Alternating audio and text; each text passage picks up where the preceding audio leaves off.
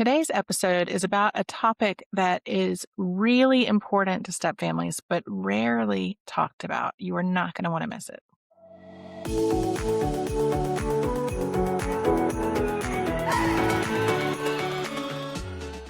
Welcome, welcome.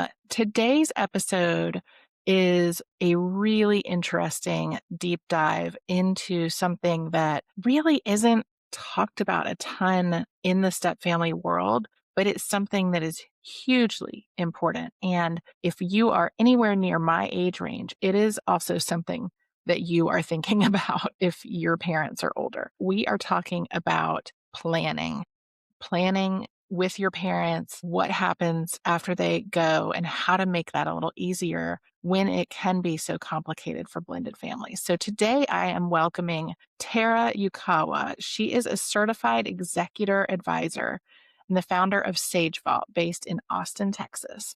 After losing both of her in laws within hours of each other and stepping into the huge amount of chaos that followed that, she turned that experience into her mission, helping families get organized before loss forces their hand. She is also a stepdaughter and part of a blended family with 4 adult children and understands firsthand how layered these dynamics are, how quickly good intentions can unravel without having a clear plan in place. And Tara works with families on legacy planning and preparation, and she supports executors through the overwhelming responsibility of settling an estate so that they can move forward with clarity, structure, and with a lot less overwhelm. This is a long overdue discussion, and I think you're really going to get a lot out of it. So let's get into it. Tara, I am so excited to have you here and so excited for this discussion. Me too. Thank you, Cameron. Yes, absolutely. So, I always like to ask my guests, because mostly it's stepmoms, I always like to ask their stepmom origin story. You are not a stepmom, but you are a stepdaughter. So let's talk about your stepfamily origin story and then how you got here. Yeah, for sure. So my dad and stepmom got remarried, or they married each other when I was about 15 or 16 years old. So, now they've been married for, almost 25 years, or maybe it is 25 years. They're probably going to smack me for that one for not getting the number right. So I am the oldest adult daughter in a stepfamily relationship. So there's 4 kids total, 2 on each side.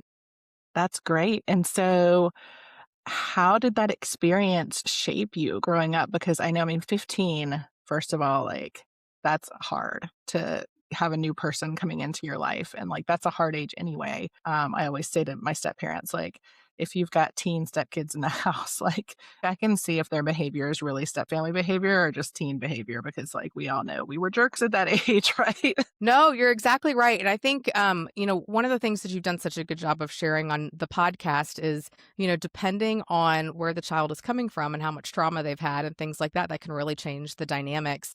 And I was one of those children. I came from, my mom was an addict. And so we had a lot of trauma there. And so there was a lot of trust building that had to happen over time. And as you mentioned, during the teen years became even more challenging. And my stepmom ended up honestly being wonderful. And she is wonderful. But I won't lie, as I have gotten older and become a parent myself, our relationship has gotten harder and required us to be a lot more intentional with our relationship and how we interact. And so that's been an interesting transition. Yeah, I love to hear that. I think that really underscores, for the stepmoms listening, it is possible if you've got that rocky relationship with your teen that it can get better, but it's not necessarily always going to be perfect. Even when it gets better, you're going to have, I always use and I apologize for those listening, but if you're watching us on YouTube, I'm doing with my hands, it's you're doing that upward trajectory, but then you have the bumps where you go down and then you go back up and then you go down and go up, Yes, exactly. It's a tough role. Whether you're a kid, kids are, I think, in the hardest position, but yeah. Well, tell me a little bit about your background, because I think what you do is so fascinating and it's something that we don't talk enough about in the blended family context. So tell me a little bit about how you started this really interesting, amazing company that you run. Yeah. So I'm going to take a few steps back. So my background is actually in corporate operations. And so for 20 years, I helped companies solve complex systems and problems and find efficiencies through people, processes, and technology. So, a few years ago, I was a VP of operations. Had a big time job that required a lot of me. My husband also had a very important job, and we had two small kids. They were in elementary school. My kids now are I have two boys, they're 8 and 10.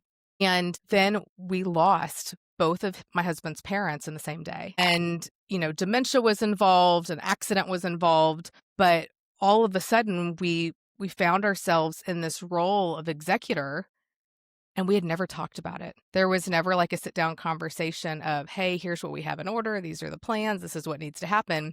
We were just thrust into this role. And silver lining, they had done some of their planning, which was, they had a will, they had a trust, they had thought about their house, but that actually wasn't the hardest part. So, we're grieving. We now have this project plan of all of these tasks. And then things that are so small as what's the password to get into the email could set us back weeks. So it constantly felt like this scavenger hunt, this one step forward, two steps back. And I was like, why is nobody talking about this? Why don't I have somebody to help me and hold my hand and guide me through this? Because I don't have time to waste time. Yeah, yeah, and you're right. I mean, you're right in that middle of the, like, sandwich generation, which I think many of us are, where you're bringing up kids and your parents are also at the age where you've gotta, like, start thinking about this stuff, you know? Exactly.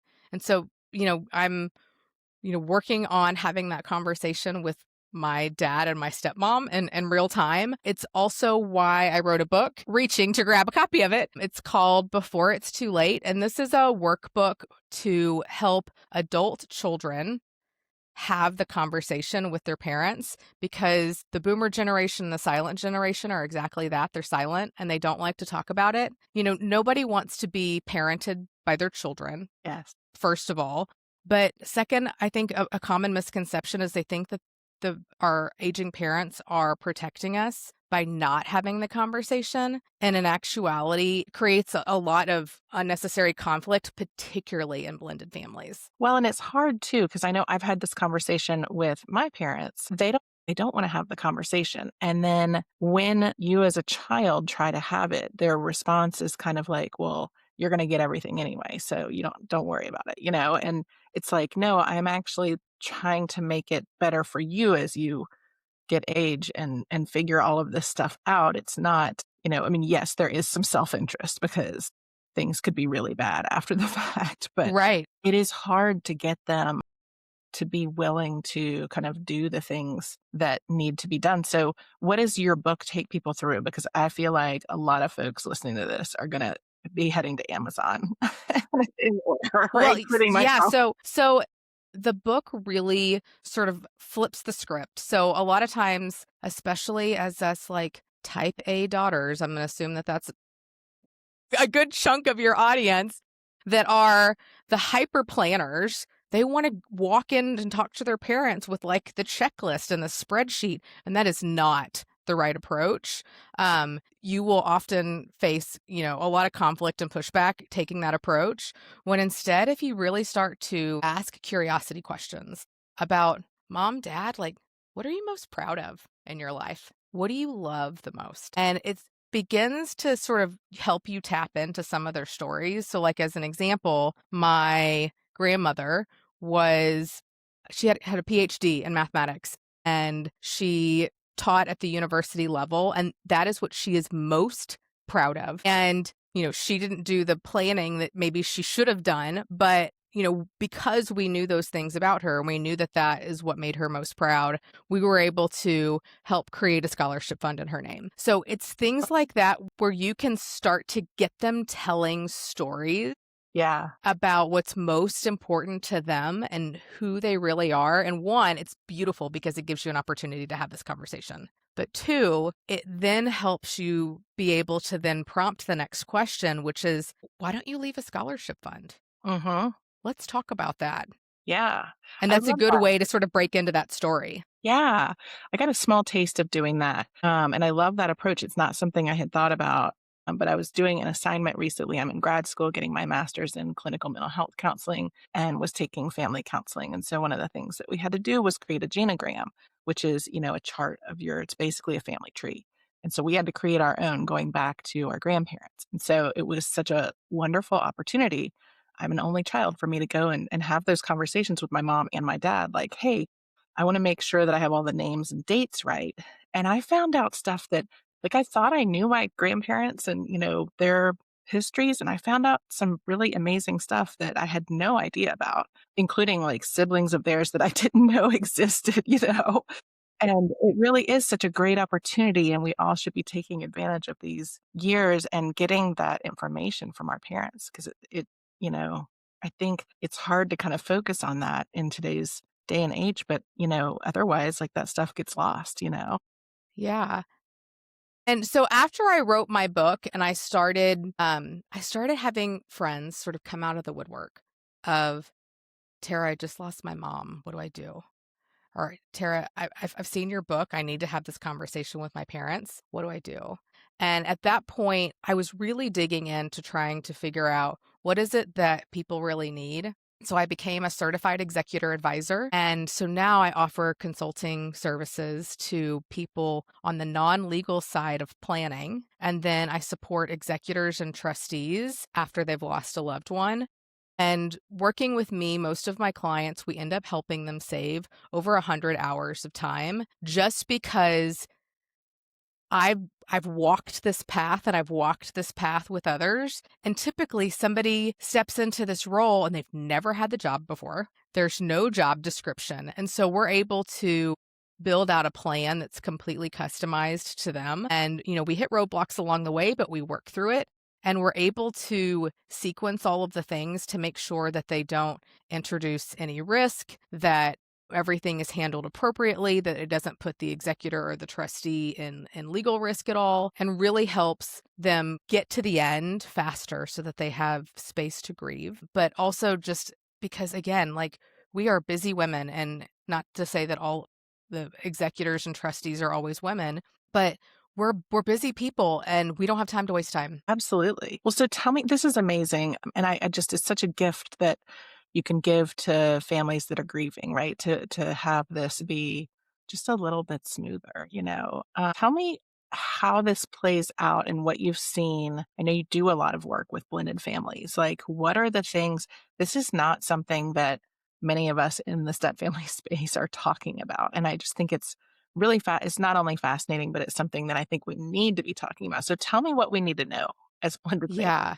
Yeah. I think one of the key things that you need to know is, like, what are the default settings by the law? So if somebody loses a loved one or if somebody passes, the next in line is their spouse and biological children. And then it starts going down the line. It goes to parents, then it goes to siblings, then it goes to aunts and uncles, et cetera, et cetera. And what can often happen if you do nothing, if you have no plan, is that it goes to those default settings, and that may or may not be what you want to happen. So I'll give you an example. I'll use my family as an example. Let's say, so my dad has two daughters, my stepmom has a daughter and a son. And if they have nothing, then what will happen, and I'm going to make some assumptions that they live in the state of Texas, which they don't. They live in Colorado, but Texas is a community property state. And so let me tell you what that means, is that if you don't change the deed on your house, what the default is that the surviving spouse maintains their half of the home and then half of their deceased spouse, half of the home. So that means the kids get a quarter. So all of a sudden, if you're a stepmom, a quarter of your home is now owned by your stepkids. Yes. And if the stepkids say, it's yours, don't worry about it, that sometimes happens. But also, the stepkids can say, nope, I want my quarter. And if you can't pay that quarter, then they can take you to court and make you sell your house. Yeah. So heartbreaking for everybody. Everybody, because not only is it like a financial burden, a housing burden, but so much unnecessary conflict, right? Yeah. So then on the flip side, here's another thing that often happens is, let's say they do have a plan and they say everything goes to the surviving spouse, and they do that for each other. If they have not built the plan in such a way that when that surviving spouse passes, that it distributes across all kids, however that is meant to look. There can be kids that unintentionally get completely left out. So, for example, if my dad were to leave everything to his wife, when his wife passes, everything goes to her kids, and my sister and I get zero. And vice versa. If the death order happens the other way, her kids get left out. And that, of course, is not the intention. No, and that actually is a scenario that I have seen play out with friends of mine who I have a dear friend whose father passed away suddenly. Her stepmother got everything, and she couldn't even get, like, some of the family artifacts that she really wanted. Like, she had a bad relationship with the stepmom. The stepmom wouldn't give her anything, and it's so important to have these conversations with your spouse and make sure this stuff is taken care of. And if you have a situation, I mean, like, Craig and I have talked about it, and everything goes to me. We have some stuff for the kids, but I also know that, like, I will make sure the kids are taken care of. You know what I mean? Like, it's, you've got to look at the relationships there, and that makes it so much more complicated. Yeah, exactly. Exactly. So, who is the executor usually, and how does that work in a blended family? Yeah. An executor is the manager of an estate, and a trustee is a manager of a trust. And both of those roles are fiduciary roles, which means they have to do what is in the best interest of the vessel that they're managing. So whether that be the estate or whether that be what is held in a trust. And that is the sole responsibility. And that also means that the executor has to make sure that the funeral is paid for, that the debts are paid off, that assets are managed and distributed properly. And so it can be a long process. It can be anywhere from 6 months to years, depending on how well organized or how complex the estate is. Mhm. And it often ends up being the oldest child or the child that has it the most together. But Yeah. here's what I found out is that person is the default person for everything. It's the person that's planning the vacations. It's the person that has big time jobs. The person that is overextended Yep. is Totally. often the executor or the trustee. And that's okay. But making sure that you have that conversation with them. So, one, they have an opportunity to ask questions. Yeah. And two, just to make sure that they understand the scope of the project and that they know what to do. And I hate to call it a project, but it is. Yeah. And in the midst of grief, it is even more challenging. But it also doesn't have to be a family member. An executor can be a close friend. You can hire a third-party executor or trustee. It's just a professional fiduciary. Now, if you're asking a close friend to be an executor, is that putting, like, a huge burden on them? I mean, we're talking about this process can be really long, and, like, is that I am not going to lie, it is a burden. Being an executor or being a trustee is a burden. It is a big task, and that is why being really buttoned up with your planning, and guys, a will is not enough. You need a tell me more about that? Okay. So I think a lot of people are like, "Cool, I've got a will, I'm good." guys, a will is not enough. So and to caveat, I'm not a legal professional, so don't take this as legal advice, but I do have a lot of legal professionals that I work with, and this is something that we talk about all of the time. So a will names the executor or whoever the fiduciary is. It says who is responsible or who's the guardian for minor children. So let's put a pin in minor children. Let's come back to that in a little bit. And then it also says what happens with my stuff. So that's what a will does. A will always goes to probate court. So if you have a will only, your family is going to have to go to probate. They're going to have to get letters testamentary, which means that the judge says, yes, this is the executor. This will is valid. Proceed. And is that in Texas or everywhere it automatically goes to probate?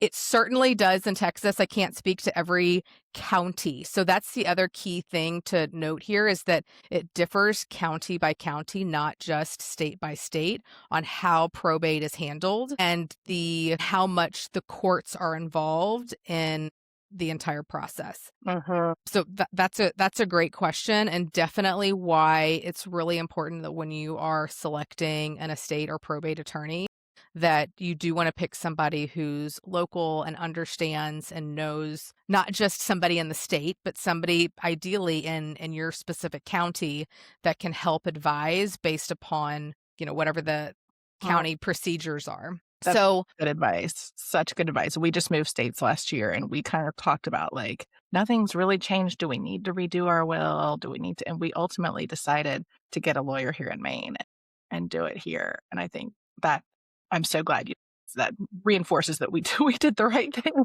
no, you did. And I think that even if the one that you previously did in another state may be completely fine, but it is worth the couple of $100 to have an attorney review it and give you expert legal advice always.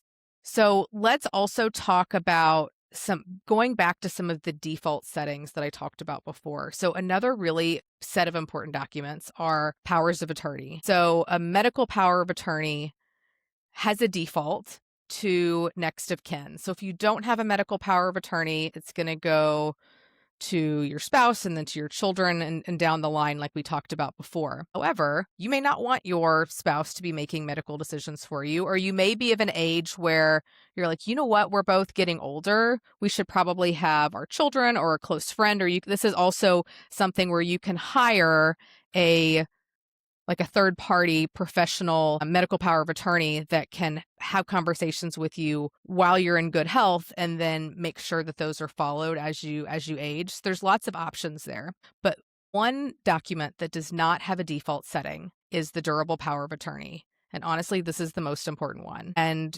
because there are no default settings, and what that means is that if you're incapacitated, that could mean you're in a car accident and you're out for several months and then you're back and you're healthy again and everything's fine. Like, this isn't a permanent document, but the powers of attorney are only valid while you're living. But the durable power of attorney allows somebody to pay bills for you, to manage your home, to act as your agent, to act as you and to care for you or care for your things while you're not able to do it for themselves or while you're not able to do it for yourself. And that is why this document is particularly important, because there are no default settings. So let's say that somebody is incapacitated for a number of months. Without this document, their family would have to go to a long court proceeding and an expensive court proceeding just to make sure that their home is taken care of and their bills are paid and things like that. And that's the one I feel like parents are hesitant to do. Like, I think there's a fear that the kids are going to come in, whether it's stepkids or biological kids, that the kids are going to come in and like do something behind their back or, get up to Right. no good with, you know what I mean? But it's so important that that be done. Well, the beautiful thing about a durable power of attorney is that you can completely customize it. So as an example, you can say my durable power of attorney is allowed to pay my bills, but they cannot do any sort of real estate transactions and they cannot do any sort of transactions with my investments. Like, you can put guardrails on what they can do and what they can't do. But also you can say, I need a third party medical professional to confirm I am indeed incapacitated and can't handle this myself. So then what it looks like is that durable power of attorney goes to the mortgage lender or whatever it may be and say, here's the letter from the doctor, here is the durable power of attorney. Those two things together are the only thing that gives them access to the bank account, for example. So you can set those guardrails in place to prevent exactly what you're describing. Yeah. Oh, that's such helpful advice. There are a lot of opportunities for conflict here with, first families, but I think especially with blended families. I mean, what are the things that most often go wrong, and what can a step family do to protect themselves from it? Is it as simple as having conversation? So some of the things that we've talked about, right? So assets going somewhere that they weren't intended to, which is one of the things that we talked about earlier. Yeah. The other thing is, the surviving spouse and the children being in conflict, super common. And then the executor and the trustee, particularly if they are a family member, often get stuck in the middle. And it's not because they don't have the skills to manage. It's because of this misconception of what the role actually is. But what families one need to do is you do need to go to an attorney. And there are, of course, are online solutions and things like that. Really, particularly in blended families, you want to go to a local attorney and make sure that that attorney understands what happens in all of the various scenarios. What if this spouse dies first, or this spouse dies first, or what if there's, a child that has a gambling problem, or like whatever the things are, right, for your unique family situation, to plan all of that, get it out on the table with an attorney and get your documents prepared. And then whoever is going to be the executor or the trustee, that you have that conversation. Yeah, and it's okay to interview attorneys too, right? Like, you don't have to Yes, just go hire the first person. You can ask attorneys like, "Hey, have you dealt with complicated families, like step families? Have you dealt with scenarios like this?" And if they don't give you a good answer, don't work with them. move on. Yeah, move Exactly. on. Same tell One people of the coach, things that therapist. Oh, I'm sorry, Cameron, go ahead. No, no, no, I was just gonna say the same thing I tell people with coaches and therapists, like, if you don't find somebody that understands step families and these complicated dynamics, don't work with them. You're exactly right, and there's a lot of attorneys that will do free consultations. A lot of people don't even like, some of the hesitations that I hear is, "I don't have enough money. I don't have an estate." And everybody has an estate. It's whatever you own, that is your estate, whether it be worth $1,000 or $1,000,000.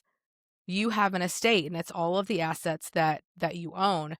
Going to an attorney can feel really scary. It can feel, "Oh my God, I don't wanna look dumb. I don't know what I don't know. They're gonna charge me $500 an hour." Like all the stories that people tell themselves. Doing this work is the greatest act of love. It really is, and I'm gonna add to the scary part about the attorney, they're gonna ask you some questions that feel really invasive. Yes. They have Yes. to know all of this information to get everything together for you, and so you're gonna get into stuff with them that you may not get into with your best friends, or your Exactly. spouse. But all of that really is, I mean, you're exactly right, it's the greatest act of love you can do for the people in your life, whether you're in a blended family or not. Yeah, exactly.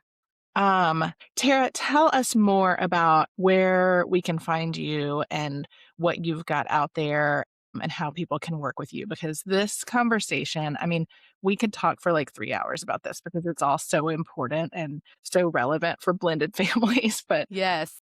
tell us how we can find and work with you. So you can visit my website, which is mysagevault.com. And I also have a weekly newsletter where I'm talking about this exact thing all the time. Whether you're an executor, a trustee, you're planning for yourself, or you're helping your aging parents plan, we've got a great newsletter that is weekly, and I would love for you to subscribe. So if you go to mysagevault.com/newsletter, you can subscribe there. Amazing. And we will put links to all of this in the show notes and on the YouTube description for the episode. And I'm on social media as well under My Sage Vault. Yes, go find Tara, follow her, subscribe to her newsletter.